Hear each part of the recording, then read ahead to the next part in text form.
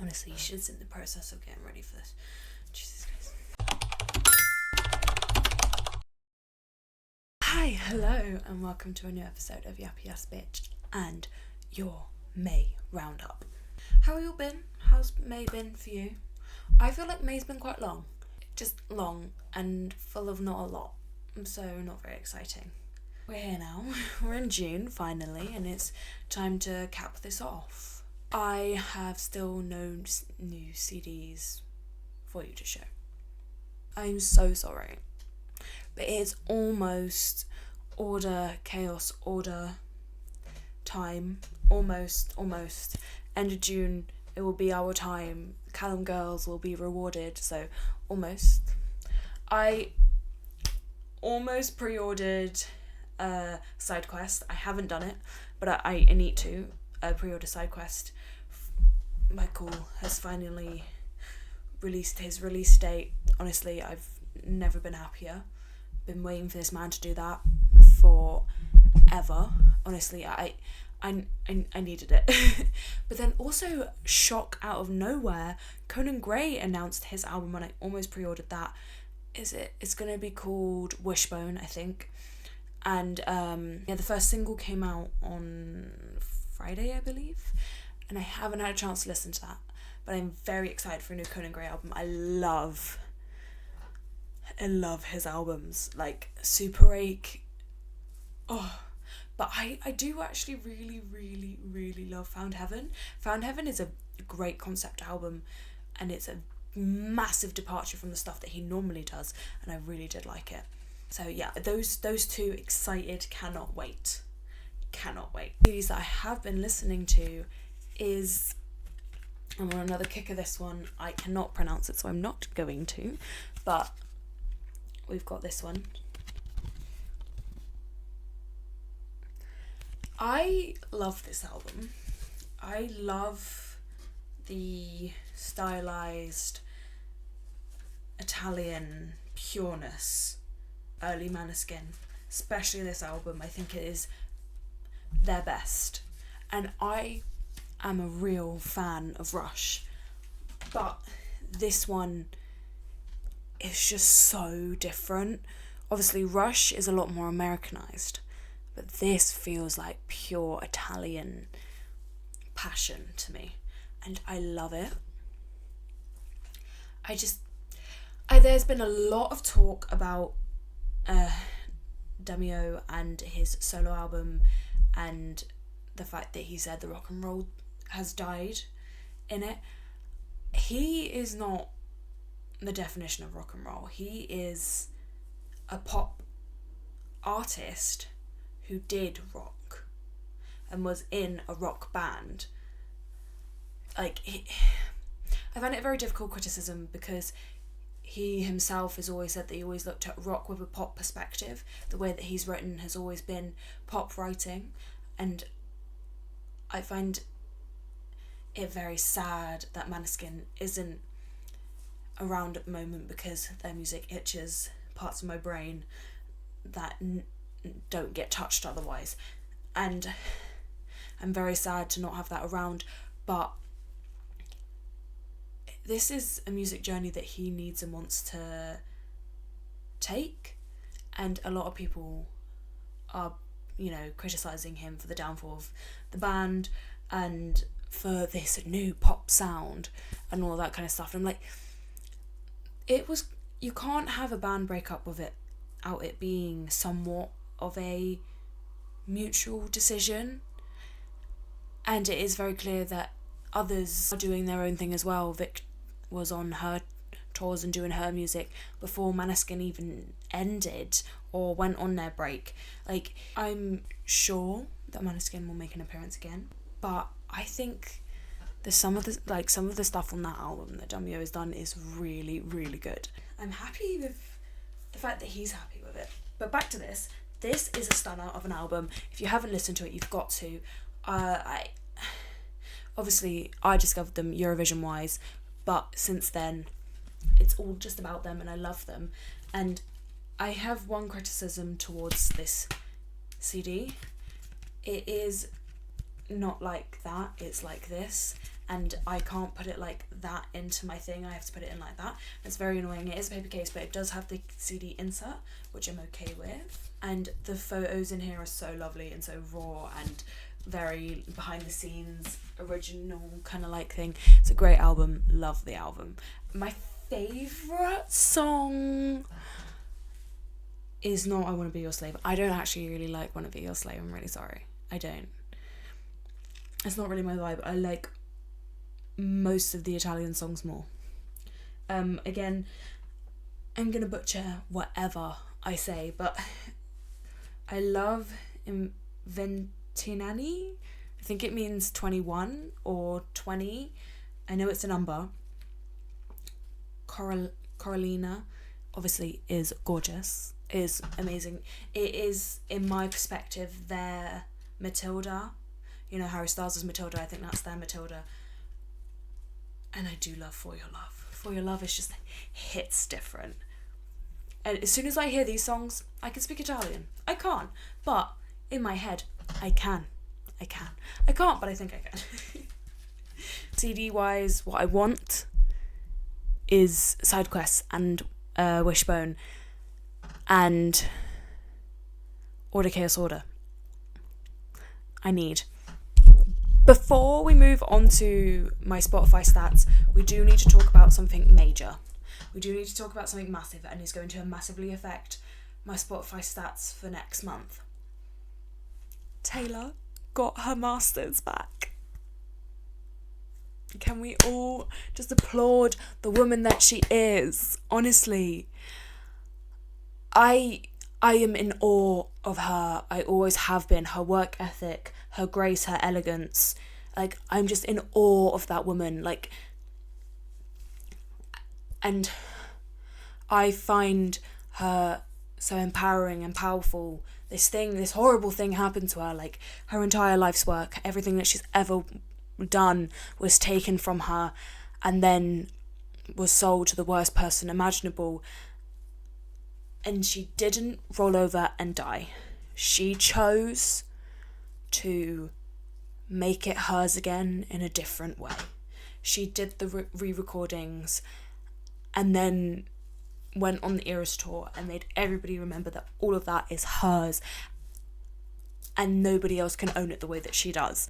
And I'm gobsmacked by her strength.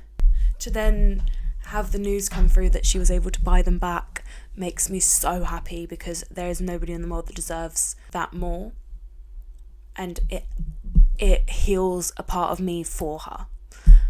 I am sad to know that she's struggling so much with making Reputation, because that is my favourite album. I also don't think it needs to be re-recorded all the way through because it is so recent. I just need those vault tracks. But I completely understand why she found it difficult, or has found it difficult, because that wasn't just an album about bitter breakups or fleeting love. It was about the biggest love of her life till now, you know? Like, she was with this person for 6 to 7 years. This massive relationship, and I completely understand. And there's a theory swinging around that the Tortured Poets Department is the product of trying to re-record Reputation, and I can see that. I don't like to give in to Swiftie conspiracy theories because they are a little bit wild, but I saw a TikTok of somebody saying she tried to re-record King on My Heart or something, and then ended up writing How Did It End? And I think that is a very sad perspective, but also could be so true. Like, that is so sad, because she lost so much at the end of that relationship, you know. And like, Reputation is a love album, as much as it's claiming back her name and everything that had happened to her. It was, in essence, a love album, and her biggest love album. I and I love it. It is my favourite Taylor album by far, and I would happily let her leave it untouched. Just please give me the vault tracks if you can, because I need those. An unpopular opinion, I do not need Gracie Oprah on those vault tracks. I don't. I'm not a Gracie girl. I don't get it. So, sorry guys. Spotify stats, people. Okay, most listened to track for the month May is The Driver, Maneskin. That was not what I was expecting, actually. What I thought it was going to be was TV Dinner by Sam Fender, because I really, really, really like that song. I love the political messaging. It's a very real song about the country that I live in, and I am completely enthralled by his social commentary when it comes to that song. A lot of his songs, his social commentary, I am heavily touched by. I don't know if that's the right way to say it, but from this perspective of somebody who engages and listens to a lot of British politics, it is a very interesting artist to listen to. But that wasn't my most listened to song. Actually, quite weirdly, down in ninth. Weird. Okay. The Driver is first. Driver is very good. It's got a beat that I really like. It's very heavy. I really like that. Listen to it 7 times. That doesn't feel like a lot.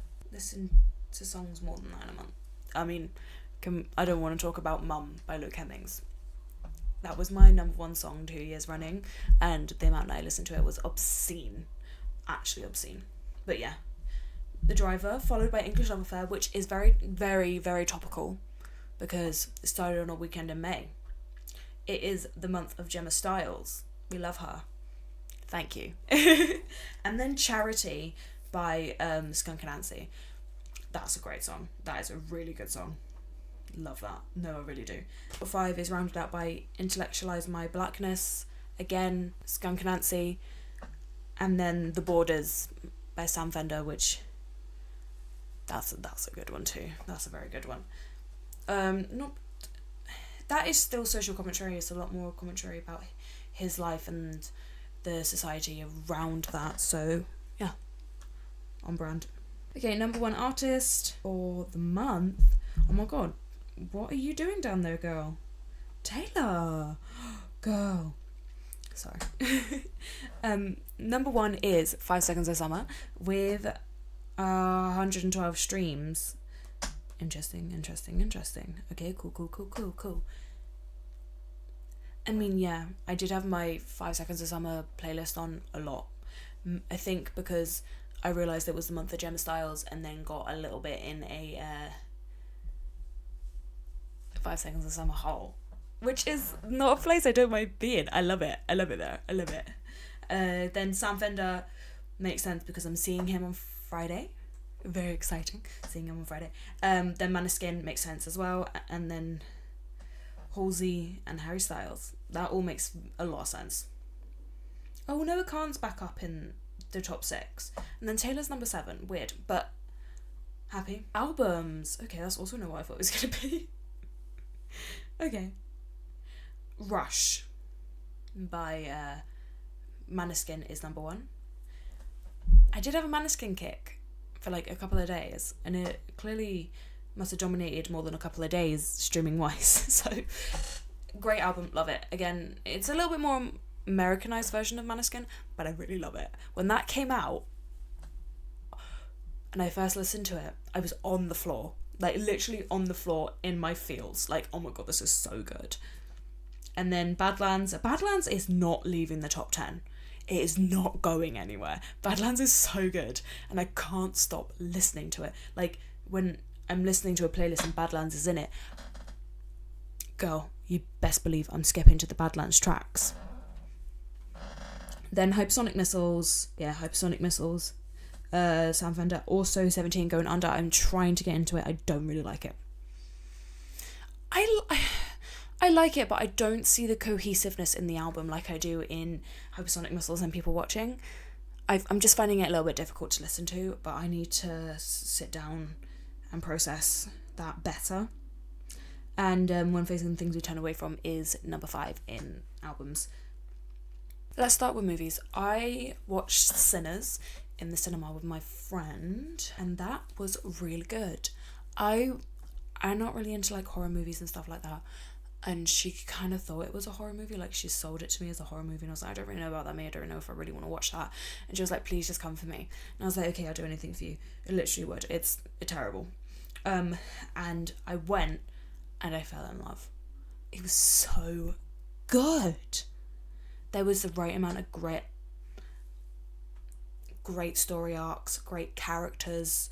Everybody was well developed. Everybody had backstory. Everybody had trauma. It was deep. Loved it. Like, honestly, really, really loved it. It was so good and worth going to or seeing if you can. Like, very sexual, but very good. Very, very, very, very, very, very good. There was a lot of emotion in that. Like, yeah, it was really good. I have been watching Harry Potter. I watched the first one just in feels, and then I was like, well, now I have to keep watching them. I skipped the second one because I don't really like the second one. I love Dobby. Love Dobby. Dobby is my man. Love him. But otherwise, it's quite boring. And it goes on for way too long, and I don't really like it. Sorry, not sorry. And then 3 used to really freak me out as a kid. Like, when Peter Pettigrew goes from rat to man, used to freak me the fuck out. I used to see him in the dark and in my dreams. It was not cool. It was not cool at all. And I think number 4 is like one of my favourites. 6 is my favourite. Half-Blood Prince is definitely my favourite, but I do really like 4. So I haven't continued. I need to continue because I will finish them. I'm not going to leave it undone. But hey. TV-wise, I am now on season 2, episode 13 of Orange is the New Black. And all I can say is, fucking hell, Larry, what are you? Are you a man? No, you're fucking not. You're a boy. I'm not saying that Piper is a golden girl either, but you are a child. You slept with her best friend who is married and has a baby. Like, literally just had a baby. And then slept with your fiancée when she came home on furlough. Even though you had already fucked her friend who is married and has a baby.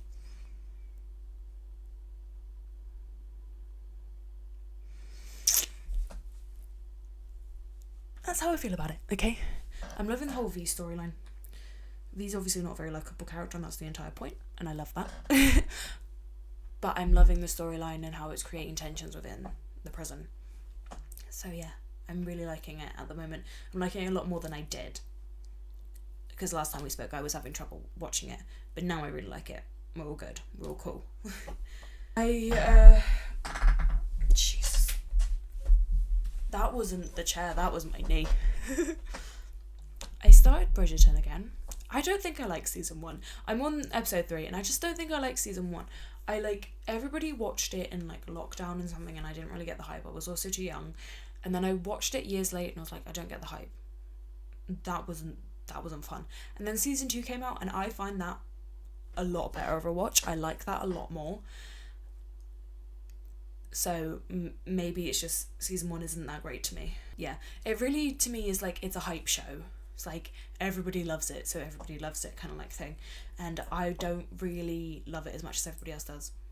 But I'm giving it a second chance by watching it again. I do think the last season is probably the best one. Penelope and Colin's season is probably the best one, in my opinion. Dawson's Creek still where we were. I haven't been able to watch it. Haven't had the time. So that is still where that is, unfortunately. I am watching Taskmaster with my boyfriend as it comes out, because obviously it's 1 episode a week. Love it. And who's on it? Matthew Bateson. I love him. I absolutely love that man. Okay. If you're not English and weren't a child when Horrible Histories was out, you won't get it. But that man is the love of my life. Sorry to my boyfriend, but that man is the love of my life. Him as Dick Turpin. It was a Highwayman. Daylight Robbery. Oh. Season 2, episode 4 of The Secret Life of Mormon Wives. Banger. Absolute banger. I live for the fucking drama. Like we spoke last time, reality TV, like piranha. I was watching it myself, and then I was just at my boyfriend's house for the weekend, so I was watching it then with him as well by accident, and I think it's again become one of those things that I can't watch without him, and I'm a little bit annoyed about because I just want to binge it all. But it's fine. I will wait. I just love the drama. I just love it. When it's not my own, I love it. I watched the Freddie Flintoff documentary that is on Disney, and oh my god, I hope that man got paid millions in compensation. I know money doesn't matter, but I hope he got paid millions in compensation, because that poor man, like, I can't. I love him. Like when he was on Top Gear, obviously it happened at Top Gear. When he was on Top Gear, honestly, he was my favourite. I love him, and yeah, I really feel for him. I really do.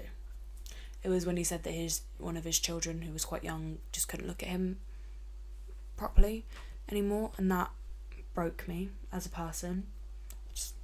I couldn't. It was so sad. What me and my boyfriend are watching, and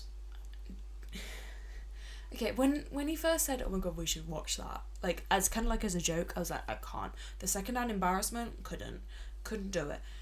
Is Virgin Island. Basically, if you don't know, the concept of the show is they've taken 12 virgins, put them on an island, on a retreat to learn how to have sex, and then the whole goal is that they lose their virginity on this island. That's the TV show, and you get to see all of it. All of it. It is wild. It is a wild TV show. It must be on after Watershed. It must be. Like, it is a wild show. But I am loving it. Honestly, these people, it's like, they're terrified of being touched. One of them is scared of hugs, and then 2 episodes later is copping a feel of a boob. I'm like, go girl. It was a guy, but go girl. I feel you, do it. Like, power. That's how I feel. Like, and I'm just like, go for it, girl. You can do this. And me and my boyfriend are just watching this together, like, holy shit, how are they allowed to watch this, put this on television? How are they allowed to show this on TV? But they clearly can, because we're watching it. I don't really have any purchases other than my brand new phone that you guys are on right now. That's literally the only thing I've got. Like, it's the iPhone 16 in teal, and I love it. I was reading up online, and everybody was saying it's no different than the 15 and blah blah blah blah. I had the 12, so it was a massive jump, and I'm really happy I did it. I love the colour, I love the camera quality, I love how smoothly everything runs, I love you know where the camera is, that little bar that comes up and shows music and shit and all of that. I love it. I'm obsessed with it. I'm so much happier with this phone than I was with the 12. I hate the 12. I wanted to kill the 12. The 12, honestly, I had the worst time of my life with the iPhone 12. I only got it in September, and it was shit. A charger broke inside the charging port, and I got it out, but it completely ruined the charging port. The Face ID stopped working because something got spilt on it, and the liquid wasn't even on there for like 2 seconds. It got cleaned and dried so quickly. The back smashed within 2 days, and then wouldn't stop cracking and like becoming worse and worse, and honestly it was cursed. I hated it so much. I hated it like so much. It was like, it's the shittest thing I've ever had. And like I loved my iPhone 11, which is what I had before, and I feel like I've got the same experience back switching to the iPhone 16. It's the same size-ish as the 11. It feels just as nice to use as the 11, and it's just as cunty. I love it. What happened in fucking May? It was my boyfriend's birthday, his 21st birthday. I obviously spoiled the man rotten as much as I could because I hadn't actually been properly paid yet. Oh, that's one thing. First ever proper paycheck. Yay, yay, yay. Yeah, but it was his boyfriend. I got him a Wally, like the robot, t-shirt, and a Cars t-shirt, and then 2 of the minifig Lego F1 cars. Not socks. I would normally get him socks, but I didn't get him socks. And then I baked him caramel pretzel brownies. He loved them. And so did the other people that I had leftovers for, because obviously I can't try the stuff that I make anymore. So I made caramel for the first time and couldn't try it. So I just had to give it to other people to tell me if it was good. And I gave it to my chef friend and she said it was good, so it must have been good, okay? Yeah, and then as a thank you present for supporting me and looking after me whilst I got my fucking shit together with my job, I got him, this was like a week later, the Mercedes Lego car. You know, the small ones that they brought out with all of the teams. That weekend of his birthday, actually, my grandmother came to stay for the first time in...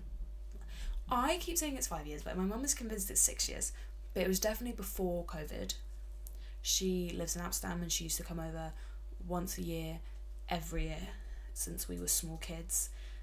And obviously COVID stopped that, but I think maybe the year before that she missed out as well. And yeah, she finally came back, and obviously our lives and home situation is completely different now. And it was kind of nice being an adult and all of that happening, and her being able to see it, which was really nice. You know, real life. Not just going over and seeing her and telling her about real life, like actually being able to show her real life, which is really nice. We went on a tour of all the places I've ever worked.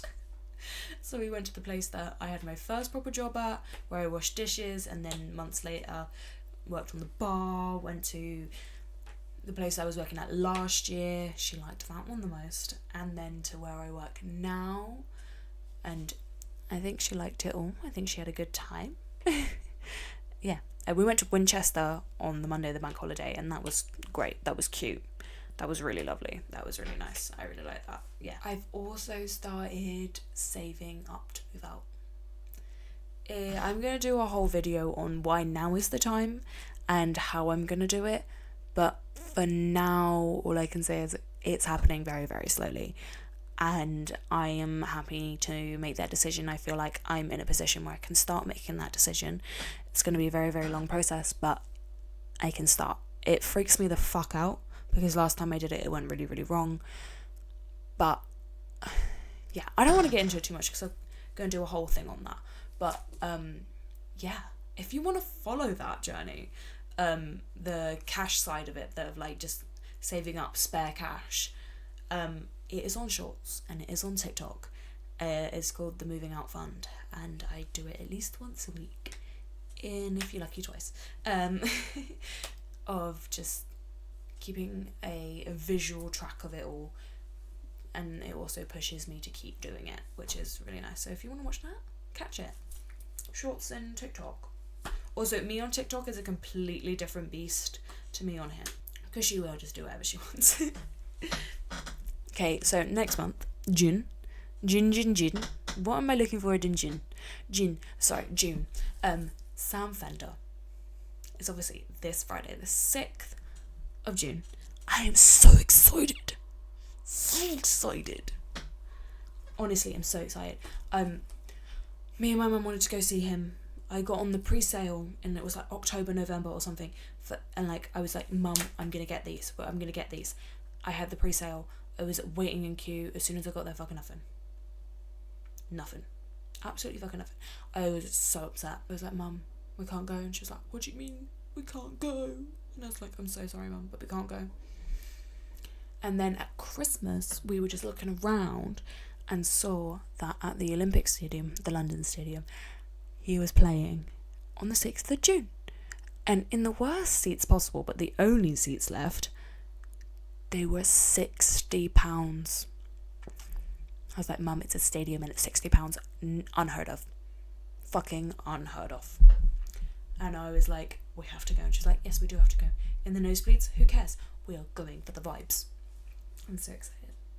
Honestly, so excited. Also, in the morning, I have a hair appointment finally. Since fucking February, finally got a hair appointment. I'm so excited. My fringe is driving me fucking crazy, and I normally would just trim it because I can feel it in my eyeballs. But I'm waiting because it's literally on Friday. So I'm so excited. Rest of June, not too exciting. It's my best friend's, my chef friend that I always call her. Her name is Kira, by the way. Oh, sorry, might have just outed her out. No, she's fine. It's her birthday on the 18th, and I sense we're getting past. I sense it in here that we're just gonna get past. So that's exciting. The rest of June is pretty tame, I'm not gonna lie.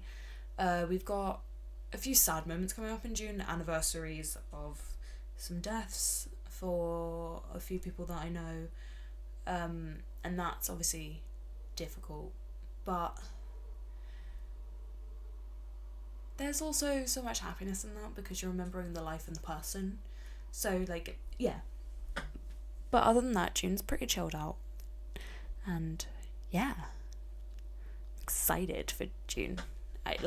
It's hot at the moment here. And it's nice. And it's, like, it's warmth. And, I'm happy to welcome in June. Thank you very much for staying for as long as you have and watching. Go watch Video Diaries. There's probably one out at the moment. I'm doing them every 2 weeks because otherwise I don't have enough to fit in to one. And catch the Moving Out Fund obviously on Short the TikTok, like I just said, and a video about the whole moving out reasons and why and process and all that I'm going to be doing, so watch out for that, and I'll see you next time. Bye. I love you all.